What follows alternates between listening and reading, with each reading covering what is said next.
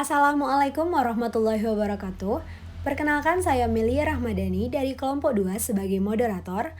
Pada kesempatan kali ini, izinkan kami mempresentasikan hasil praktikum kimia dasar dengan judul mengidentifikasi sifat larutan buffer dan pergeseran kesetimbangan. Anggota kelompok 2, yang pertama Ainatul Nabila, yang kedua saya sendiri Melia Rahmadani, yang ketiga Silvi Busada, dan yang keempat Tasya Lestari. Adapun tujuan praktikum kali ini, yang pertama, mahasiswa mampu mendesain larutan buffer dan pergeseran kesetimbangan. Yang kedua, mahasiswa mampu melaporkan dan melakukan hasil percobaan larutan buffer dan pergeseran kesetimbangan. Selanjutnya akan dibacakan oleh rekan saya, Ainatul Nabila. Lanjutkan presentasinya, teori dasar. Larutan penyangga atau buffer atau larutan datar merupakan larutan yang hanya mampu menahan perubahan pH ketika asam atau basa dalam jumlah yang sedikit ditambahkan atau ketika diencerkan. Ini sangat berguna untuk mempertahankan pH dalam reaksi pada nilai yang optimum. Larutan buffer dibuat dengan mencampurkan asam lemah dengan garamnya atau basa lemah dengan garamnya. Asamnya bereaksi dengan tiap ion hidroksi atau OH yang ditambahkan dalam larutan. Sedangkan basa konjugatnya atau garamnya bereaksi dengan ion hidrogen atau H+. Christian 1980. Larutan buffer mengandung komponen asam atau basa dengan asam atau basa konjugatnya yang dapat mengontrol ion H+ dan ion OH-, sehingga dengan menambahkan sedikit asam atau basa kuat sekalipun relatif tidak mengubah besarnya nilai pH semula. Berikut ini adalah cara kerja larutan buffer. Yang pertama, larutan buffer asam. Adapun cara kerjanya dapat dilihat seperti pada larutan buffer asetat yang mengalami kesetimbangan dengan proses. 1. Penambahan asam atau ion H+, maka akan menggeser kesetimbangannya ke kiri. Pada penambahan basa, maka ion OH- dari larutan basa yang ditambahkan tersebut akan bereaksi dengan ion H+ yang berasal dari asamnya membentuk air atau H2O. Hal ini dapat menyebabkan kesetimbangan bergeser ke kanan sehingga konsentrasi ion H+ dapat dipertahankan. Yang kedua, larutan buffer basa. Adapun cara kerjanya dapat dilihat seperti pada larutan buffer yang mengalami kesetimbangan. Prosesnya adalah sebagai berikut. Yang pertama, penambahan asam ion H+ dari basa yang akan mengikat ion OH-. Hal tersebut menyebabkan kesetimbangan bergeser ke arah kanan sehingga konsentrasi konsentrasi OH- dapat dipertahankan. Di samping itu, penambahan ini tidak menyebabkan berkurangnya ion OH-. Pada penambahan basa, maka kesetimbangan bergeser ke arah kiri, sehingga konsentrasi ion OH- dapat dipertahankan. Selanjutnya adalah alat dan bahan. Yang pertama, alat yang digunakan untuk praktikum. Yang pertama, labu ukur, labu semprot, corong, gelas ukur, pipet tetes, botol reagen, gelas kimia, batang pengaduk, kaca arloji, neraca analitik. Maksudnya bahan yang pertama asam sitrat 1,5 molar, garam sitrat 0,6 molar, NaOH 0,2 molar, HCl 0,2 molar, CH3COOH 1 molar, NH4OH 1 molar, Aquades. Selanjutnya akan saya kembalikan kepada moderator. Terima kasih kepada Ainatul Nabila. Selanjutnya akan dibacakan oleh Silvi Busada.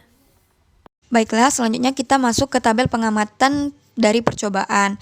Nah, di sini kita sediakan 5 larutan, yaitu larutan A, B, C, D, dan E. Di mana larutan yang untuk A itu kita menyiapkan NaOH dan asam sitrat. Larutan B itu HCl dan Na4OH. Larutan C yaitu HCl dan NaOH. Larutan D asam sitrat dan NH4OH. Dan larutan E yaitu garam sitrat dan asam sitrat. Kemudian, langkah kerja yang pertama kita lakukan yaitu menyiapkan 2 buah tabung reaksi. Ada tabung reaksi 1 dan tabung reaksi 2. Untuk larutan A, di tabung reaksi 1 kita masukkan yaitu NaOH, dan tabung reaksi 2 kita masukkan asam sitrat. Setelah kita memasukkan larutan tersebut, kita ukur pH awal masing-masing larutan. Untuk tabung reaksi 1 NaOH didapatkan ternyata pH dari NaOH mula-mula yaitu 13, dan untuk tabung reaksi 2 yaitu asam sitrat ternyata kita dapatkan pH-nya yaitu 4. Setelah kita dapatkan pH mula-mulanya, tabung reaksi 1 dan tabung reaksi 2 kita campurkan dan kita ukur kembali pH-nya. Ternyata pH sesudah reaksi yaitu menunjukkan angka 13. Nah, larutan yang telah dicampurkan tadi kita bagi ke dalam 3 tabung reaksi yang nantinya akan kita tetesi masing-masing yaitu 5 tetes HCl, 5 tetes NaOH, dan 5 tetes Aquades. Setelah kita tetesi, kemudian kita ukur pH-nya kembali. Pada penetesan HCl ternyata didapat pH-nya yaitu 11. Pada penetesan NaOH yaitu 12 dan Aquades yaitu 12. Nah, kita lihat di sini kemampuannya mempertahankan pH. Nah, dapat kita kelompokkan dia ke dalam jenis larutan yaitu buffer karena kemampuannya mempertahankan pH-nya. Namun di sini terdapat kesalahan. Seharusnya pH sesudah reaksi atau pH hasil pencampuran itu menunjukkan pH dari asam lemahnya atau pH yang lebih rendah. Namun di sini karena kesalahan praktikan ataupun kesalahan pada kertas indikator universalnya, kami mendapatkan pH lebih tinggi. Nah, begitu juga untuk larutan yang B, kita masukkan ke dalam tabung reaksi 1 dan tabung reaksi 2 yaitu pada tabung reaksi 1 HCl dan tabung reaksi 2 NH4OH. Nah, di situ pH awal HCl yaitu 2 dan NH4OH yaitu 9. Kemudian kita campurkan mereka dan kita ukur kembali pH-nya. Ternyata pH yang didapatkan yaitu 3. Kemudian kita reaksikan atau kita tetesi masing-masing yaitu HCl, NaOH, dan Aquades.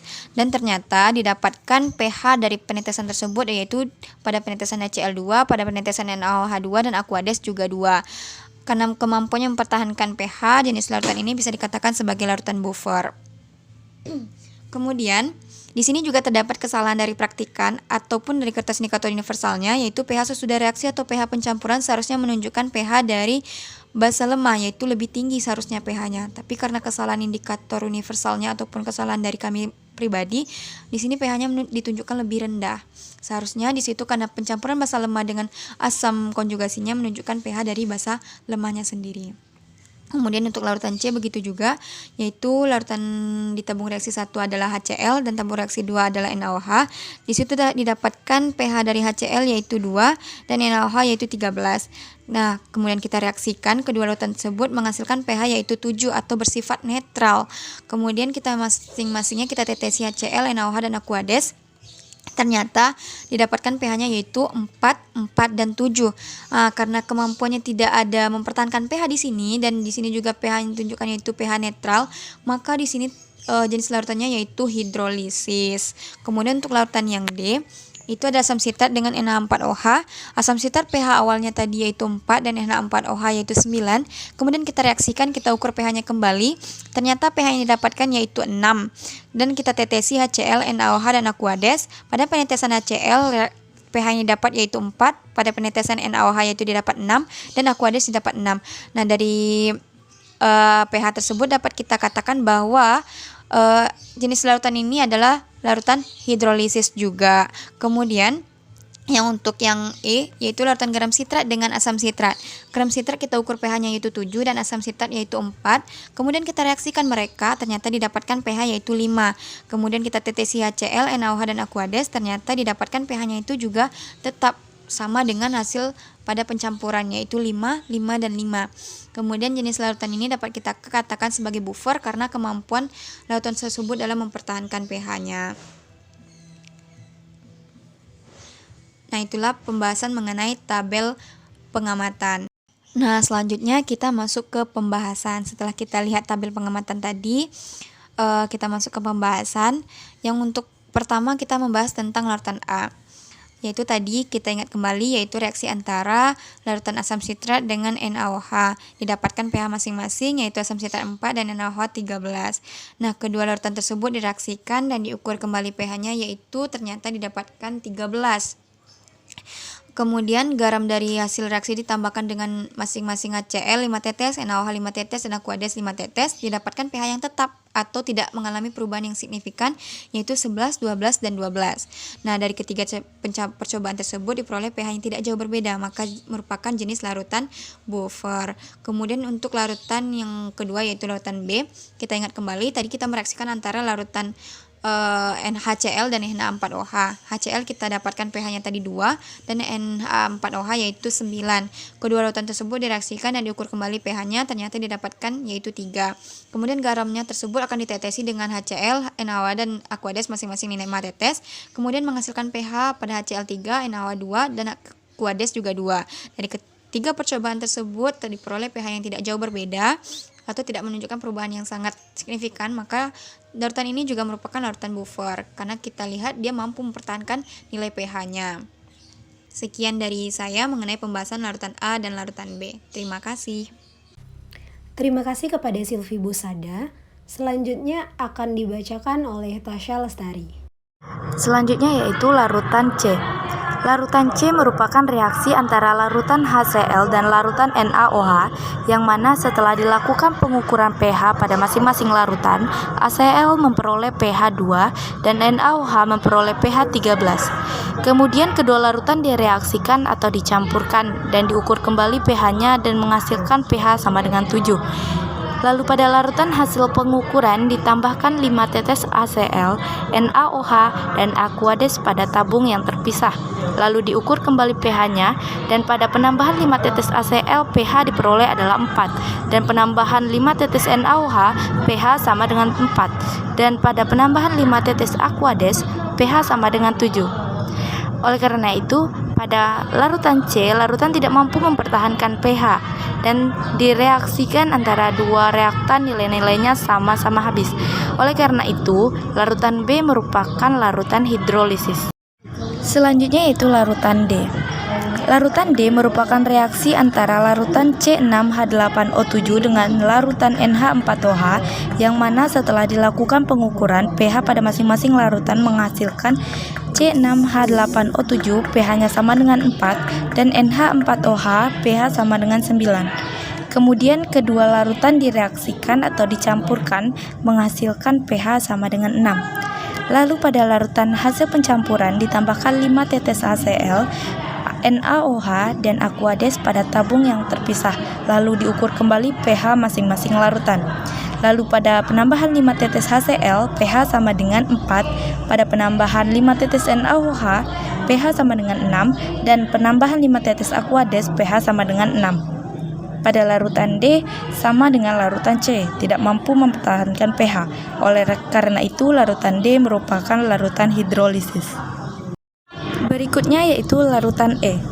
Larutan E merupakan reaksi antara larutan C6H8O7 dan Na3C6H5O7.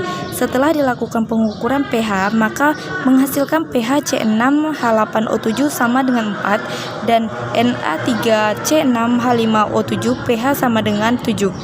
Kemudian kedua larutan dicampurkan menghasilkan pH sama dengan 5. Dan larutan hasil pencampuran ditambahkan 5 tetes HCl, NaOH, dan Aquades pada tabung yang terpisah, lalu diukur kembali pH-nya. Lalu pada 5 tetes HCl, pH yang dihasilkan sama dengan 5. 5 tetes NaOH, pH sama dengan 5, dan pada penambahan 5 tetes Aquades, pH sama dengan 5. Larutan E menghasilkan pH yang sama setelah dilakukan percobaan. Sesuai dengan teori dasar, larutan buffer yaitu larutan yang mampu mempertahankan pH. Oleh karena itu, larutan E merupakan larutan buffer. Terima kasih kepada Tasya Lestari. Dari hasil percobaan dapat disimpulkan bahwa yang pertama, larutan buffer atau larutan penyangga adalah larutan yang berusaha mempertahankan nilai pH-nya. Yang kedua, pembuatan larutan penyangga harus sesuai dengan takarannya, karena dengan adanya sedikit perubahan atau kesalahan akan berpengaruh pada kekeliruan pengukuran pH. Yang ketiga, penambahan HCl dan NaOH yang merupakan asam kuat dan basa kuat pada larutan penyangga tidak akan mempengaruhi pH secara signifikan karena ia akan tetap berusaha mempertahankan nilai pH-nya. Yang keempat, pengenceran larutan penyangga menggunakan Aquades tidak mempengaruhi pH awal larutan tersebut. Berikut kami lampirkan hasil foto praktikum dari kelompok 2. Sekian hasil presentasi dari kelompok 2. Jika ada kesalahan mohon dimaafkan. Wassalamualaikum warahmatullahi wabarakatuh.